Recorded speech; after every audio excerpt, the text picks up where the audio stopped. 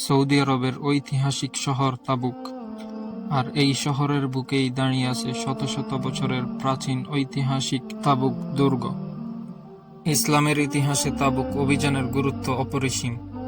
নবম হিজরিতে প্রিয় নবী হযরত মুহাম্মদ সাল্লাল্লাহু আলাইহি ওয়াসাল্লামের নেতৃত্বে ৩০,০০০ সাহাবীর এক বিশাল বাহিনী এই তাবুক প্রান্তরে এসেছিলেন। তখনকার পরাশক্তি রোমান বা বাইজেন্টাইন সাম্রাজ্যের সম্ভাব্য আক্রমণ রুখতে তীব্র গরম আর চরম অভাবের মধ্যেও সাহাবীরা দীর্ঘ পথ পাড়ি দিয়ে এই ময়দানে উপস্থিত হন।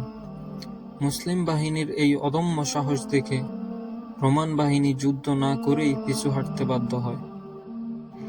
আর এই জায়গাটিতেই রয়েছে সেই ঐতিহাসিক ঝর্ণা, যা আইন সুক্কার নামে পরিচিত। যুদ্ধের সময় মহানবী হযরত মুহাম্মদ সাল্লাল্লাহু আলাইহি ওয়াসাল্লামের অলৌকিক স্পর্শে এই শুকনো জায়গায় অঝোর ধারায় পানি প্রবাহিত হতে শুরু করে। এই ঐতিহাসিক তাবুক দুর্গটি শুধু একটি প্রাচীন স্থাপনা নয়, এটি ঈমান, ত্যাগ আর ধৈর্যের এক অমলিন প্রতীক।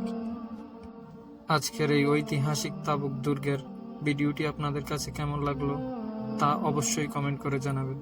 আজকের এই ভিডিওটি এই পর্যন্তই। সবাই সুস্থ থাকবেন, ভালো থাকবেন। আল্লাহ হাফেজ।